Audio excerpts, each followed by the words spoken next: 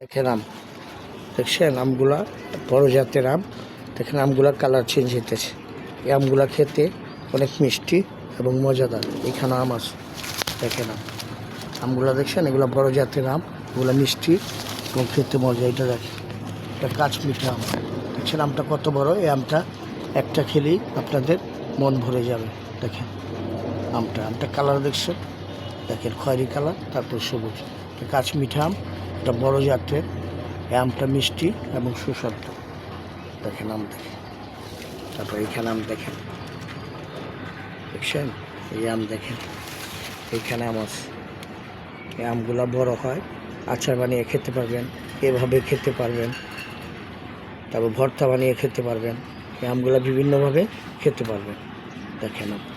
আর কাঁচমিঠা যে আমটা আছে, কাঁচমিঠা, এটা এভাবেই খাওয়া যায়। এটা মিষ্টি এবং সুস্বাদু। একটা আম খেলেই আপনাদের মন ভরে যাবে। দেখেন বড় বড় আম, আমগুলো মিষ্টি এবং সুস্বাদু।